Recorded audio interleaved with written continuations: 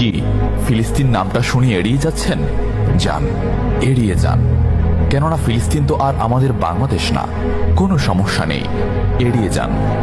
কিন্তু একটা কথা মনে রাখবেন, সেই কাল কিয়ামতের দিন যখন আল্লাহ আপনাকে প্রশ্ন করবে, তখন কি করবেন?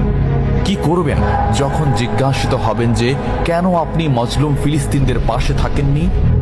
জানি উত্তর দিতে পারবেন না, কারণ আপনার নিজেরই জানা নেই এর উত্তর কি হবে। এখন হয়তো বলতে পারেন যে আমি কি করে ফিলিস্তিনে গিয়ে মজলুমদের পাশে থাকব, কি করে এত দূর গিয়ে সাহায্য করব? হ্যাঁ, এইরকম প্রশ্ন যদি আপনার মনে উদয় হয়ে থাকে, তাহলে অবশ্যই আপনার মনে অলসতা আর বজ্রে ভরা।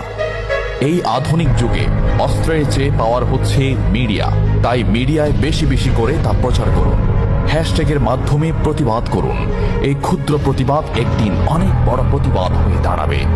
বিজয় একদিন ইসলামেরই হবে ইনশাআল্লাহ।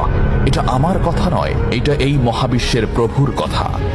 একটা কথা মনে রাখবেন, ক্ষুদ্র ক্ষুদ্র বালিকণা, বিন্দু বিন্দু জল গড়ে তুলে পাহাড় পর্বত, সাগর অতল।